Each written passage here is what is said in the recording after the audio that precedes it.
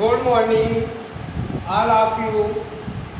बच्चों, कल हमने आपको अष्टम पाठ पढ़ाया था और आज आपको नवम पाठ पढ़ाया जाएगा। कपोतस् अतिथि सत्कारः।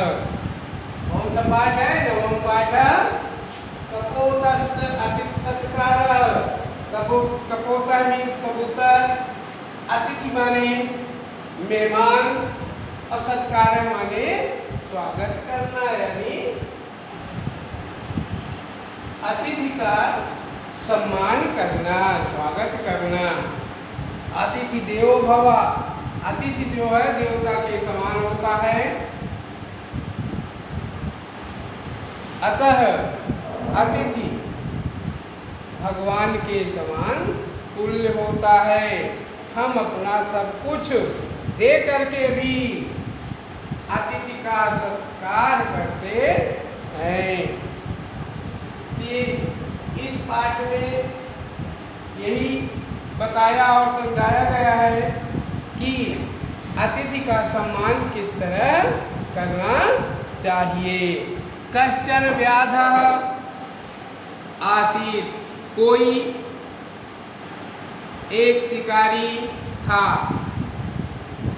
स अतीव दुष्टः निष्करुणाश्च। वह बहुत दुष्ट और निर्दयी था। एकदा सः वनं गतवान्। एक बार वह वन गया। तत्र जालं प्रसारितवान्। वहाँ वन में जाल को फैला दिया। एका कबूतर जाले पतिता। एक कबूतरी उसके जाल में फंस गई। ताम कपोता पंजरे स्था पियत्तु व्याधा अग्र से गतवान। अग्रे गतवान। एक कबूतरी उसने उस कबूतरी को पिंजरे में कैद करके आगे बढ़ा। तदा अकस्मात् महती वृष्टि। तदा तभी अचानक बहुत तेज वर्षा आरंभ हो गई। महता वेगेन वायु अपि बहती इसमें, और बहुत तेज से हवा ही बहने लगी। भीतः व्याधः आश्रयम् अन्विषणं कश्चित् महावृक्षस्य अधः आगतवान्। भीतः डरा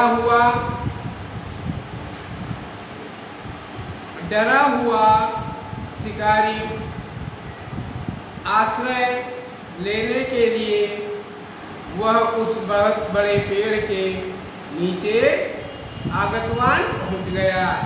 सह उक्तवान, और बोला, हो अत्र,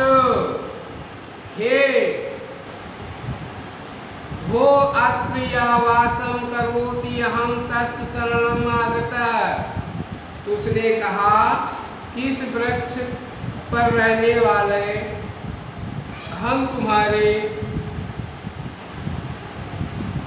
आश्रय में हैं। वो अत्रिया वासम, इसमें वास करने वाले, अहम तस् शरणम, हम तुम्हारी शरण में आ गए हैं, हमारी रक्षा करें। उसने ऐसा अस्मिसह माम रक्षतु। उसने ऐसा कहा कि हम तुम्हारी शरण में आ गए हैं, हमारी रक्षा करें। तस्मिन् वृक्ष एक कपोता वासम करोति।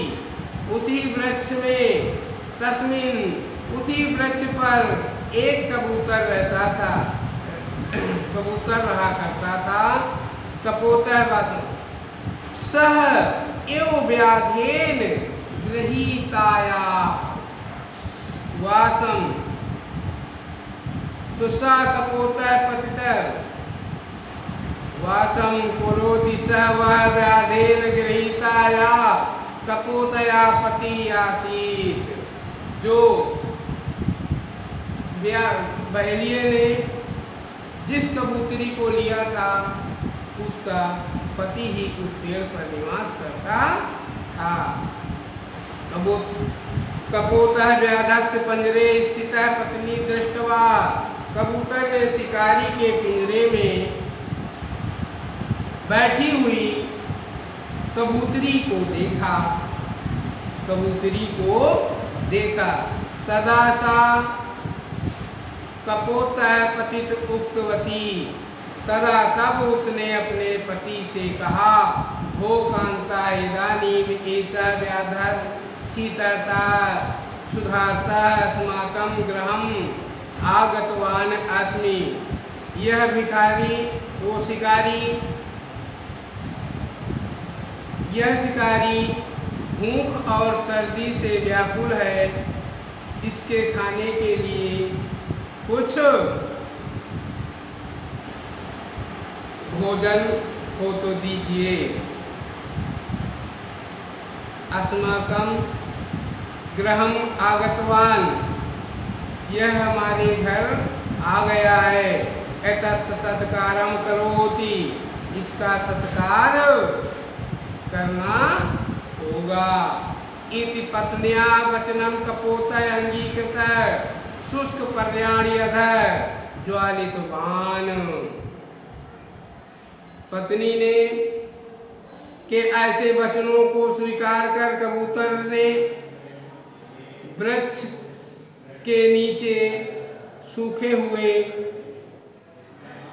पत्न्या वचनम कपोतः अंगीकृत है। पत्नी के वचन सुनकर सूक्ष्म पर्णानि यानी सूखे पत्तों को अधः जलित्वा उसने जलाया। व्याधः उक्तवान भो व्याधः तेन अग्निना शीतमाद्याम दूरी करोत। और तुम इस पत्ते की आग से अपने सर्दी को दूर करो। बच्चों, अभी तक आपके 2 पैराग्राफ पढ़ गए हैं।